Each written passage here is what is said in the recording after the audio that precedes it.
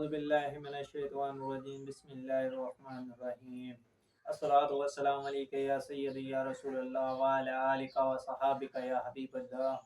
الصلاة والسلام عليك يا سيدي يا رحب رب العالمين وعلى آلك وصحابك يا رحمة للعالمين۔ شروع کرتا ہوں اللہ کے نام سے جو بڑا مہربان اور نہایت رحم کرنے والا ہے۔ میرے میٹھے میٹھے اسلامک بھائیوں اور میرے اہل عیال، السلام علیکم ورحمۃ اللہ وبرکاتہ۔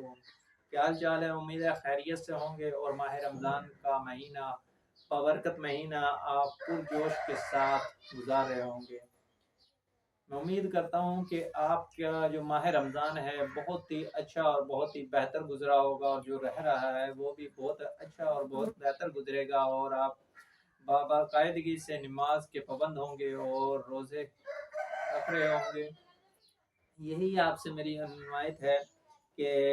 نماز قائم کریں اور دین کی تعلیم، دینی تدریس ایک دوسرے کو دیتے رہیں۔ ماہ رمضان کے مطابق جیسے کہ میں روز ویڈیوز اپلوڈ کر رہا ہوں، اور رمضان کے مطابق ہی ویڈیوز ہیں میری۔ آج بھی ہم ایسے ہی ٹاپک پر بات کرنے والے ہیں جو ماہ رمضان کے لیے ہے اور رمضان کے مطابق ہے۔ رمضان کی فضیلتوں میں سے ایک فضیلت یہ بھی ہے، رحمت ہی رحمت ہے۔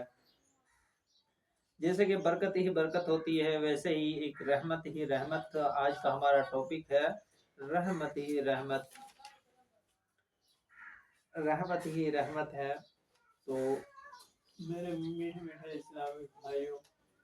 ہم آج جس ٹاپک پر بات کرنے جا رہے ہیں وہ رحمت ہی رحمت ہے۔ یہ ایک بابرکت مہینہ ہے اور اس میں رحمت ہی رحمت برستی ہے، برکت ہی برکت ہے۔ اس میں ہر قسم کی اپنے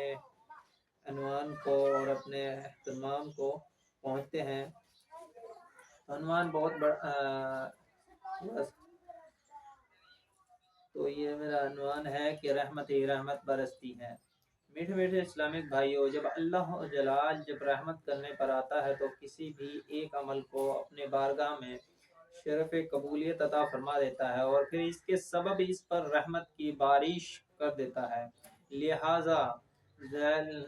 ذیل میں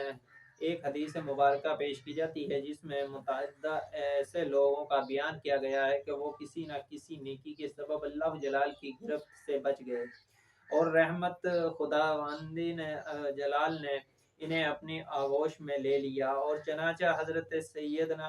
عبداللہ الرحمن بن سمر رضی اللہ تعالیٰ عنہ سے روایت ہے کہ ایک بار حضور اکرام نور مجسم رحمت للعالمین صلی اللہ علیہ وسلم تشریف لائے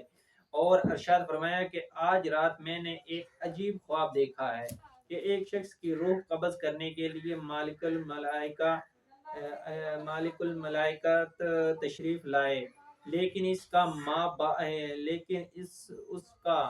ماں باپ کی اطاعت کرنا سامنے آ گیا اور وہ بچ گیا۔ ایک شخص پر عذاب چھا گیا لیکن اس کے وضو کی نیکی نے اسے بچا لیا۔ ایک شخص کو ستائن نے گھیر لیا لیکن ذکر اللہ جلال کرنے کی نیکی نے اسے بچا لیا۔ ایک شخص کو عذاب کے فرشتوں نے گھیر لیا لیکن اسے اسی کی نماز نے بچا لیا۔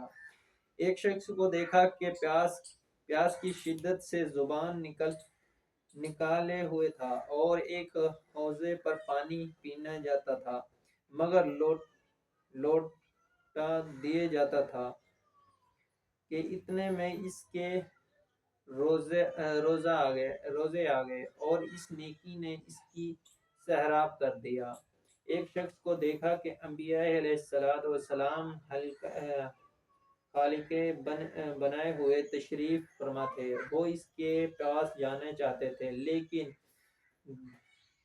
دھتکار دیا جاتا ہے کہ اتنے میں اس کا غسل جنابت آیا اور اس کی نیکی نے اس کو میرے پاس بٹھا دیا۔ ایک شخص کو دیکھا کہ اس کے ہر طرف اندھیرا ہی اندھیرا تھا تو اس کا حج عمرہ آ گیا اور ان نیکیوں نے اس کو منور یعنی روشن کر دیا۔ ایک شخص کو دیکھا کہ وہ مسلمانوں سے گفتگو کرنا چاہتا ہے لیکن کوئی اس کو منہ نہیں لگاتا، تو تو صلہ رحمی نے یعنی اس کے رشتہ داروں سے حسن سلوک کرنے کی نیکی نے مومن سے کہا کہ تم اس سے بات چیت کرو۔ ایک شخص کے جسم اور چہرے کی طرف آگ بھڑک رہی ہے اور وہ اپنے ہاتھوں سے بچا رہا ہے، تو اس کا صدقہ آ گیا اور اس کی نیکی نے آ کر اس کو بچا لیا۔ ایک شخص کو زبانی یعنی عذاب کے مخصوص فرشتوں نے چاروں طرف سے گھیر لیا، لیکن اس کا امر بالمعروف اور نہیں ان المنکرین یعنی آیا یعنی نیکی کا حکم کرنا اور برائی سے منع کرنے کی نیکی آئی اور اس نے اسے بچا لیا اور رحمت کے فرشتے کے حوالے کر دیا۔ ایک شخص کو دیکھا جو گھٹنوں کے بل بیٹھا ہے، لیکن اس کے اور اللہ جلال کے درمیان حجاب یعنی پردہ ہے، مگر اس کا حسن اخلاق آیا اور اس نیکی نے اس کو بچا لیا اور اللہ جلال سے ملا دیا۔ میرے میٹھے میٹھے اسلامک بھائیوں، دیکھو رحمت ہی رحمت ہے۔ اللہ جلال جب رحمت برسانے پہ آئے تو کسی کی چھوٹی سے چھوٹی رحمت، چھوٹی سی چھوٹی نیکی بھی اس کی بابرکت رحمت بن جاتی ہے اور بخشش کا ذریعہ بن جاتی ہے۔ ایک شخص کو اس کا اعمال نامہ اٹھائے الٹے ہاتھ میں دیا گیا تو اس کا خوف خدا آیا اور اس عظیم نیکی کی برکت سے اس کا نامہ اعمال سیدھے ہاتھ میں دے دیا گیا۔ ایک شخص کی نیکی کا وزن ہلکار مگر اس کی سخاوت آگے آ گئی اور نیکی کا وزن بڑھ گیا۔ ایک شخص جہنم کے کنارے پر کھڑا تھا مگر اس کا خوف خدا آگے آیا، وہ بچ گیا۔ ایک شخص جہنم میں گر گیا لیکن اس کے وہ آنسو آ گئے جو اس نے خشیت الہی یعنی خوف خدائی میں بہائے تھے اور ان آنسوؤں کی برکت سے وہ بچ گیا۔ ایک شخص پل صراط پر کھڑا تھا اور ٹہنی کی طرح لرز رہا تھا، لیکن اس کا اللہ جلال کے ساتھ اس نے زن یعنی اللہ جلال سے اچھا گمان کہ وہ رحمت ہی کرے گا آیا اور اس نیکی نے اسے بچا لیا اور وہ پل صراط سے گزر گیا۔ کچھ لوگوں کے ہونٹ کاٹے جا رہے تھے۔ میں نے جبرائیل علیہ السلام سے دریافت کیا یہ کون ہے؟ تو انہوں نے بتایا کہ یہ لوگوں کے درمیان چغلی خوری کرنے والے ہیں۔ کچھ لوگوں کو ان کی زبان سے لٹکا دیا گیا تھا۔ میں نے جبرائیل علیہ السلام سے ان کے بارے میں پوچھا تو انہوں نے بتایا کہ یہ لوگوں پر بلا وجہ الزام گناہ لگانے والے ہیں۔ میرے میٹھے میٹھے اسلامک بھائیو، دیکھو ہر چیز کی انہوں نے رحمت اور برکتیں عطا فرمائی ہے۔ چھوٹی سے چھوٹی نیکی بھی ہر کسی کے کام آ رہی ہے۔ رب العالمین جب وہ کسی پر رحمت اور کسی پر برکت کرنا چاہے تو وہ چھوٹی سے چھوٹی نیکی پر بھی اس پر رحمتیں برسا دیتا ہے۔ اگر وہ نہیں اس پر خوش ہوتا تو وہ کیا پتہ بڑی سے بڑی نیکی پر اس پر کچھ اثر نہیں ہوتا، اور رب العالمین ہے اس پر رحمت، اس کے خزانے میں کوئی کمی نہیں ہے، مگر مانگنے کا طریقہ آنا چاہیے، اس سے گڑ گڑانے کا، اس کے آگے معافی تلافی کرنے کا طریقہ آنا چاہیے آپ کو۔ آپ دن کو کریں یا رات کو، توبہ اکیلے میں کر رہے ہوں تو بہتر ہے، کیونکہ رب العالمین جب اکیلا انسان بیٹھ کر اپنی توبہ کی معافی تلافی کرتا ہے تو رب العالمین سب سے زیادہ نزدیک اسی شخص کے قریب ہوتا ہے جو اکیلے میں بیٹھ کر اپنے ہاتھ اٹھائے، اپنے نظریں جھکائے، اپنے رب العالمین سے کچھ مانگ رہا ہو، چاہے وہ معافی تلافی ہو، چاہے پھر رزق میں اضافہ ہو، یا اپنے ماں باپ کے لیے لمبی عمر ہو، یا ان کی جنت الفردوس میں جنت کے لیے دعائیں مغفرت ہو، یہ کچھ بھی ہو سکتا ہے۔ اگر مانگنا تجھے آتا ہو تو رب العالمین کرم کرنے میں کبھی کمی نہیں کرنا۔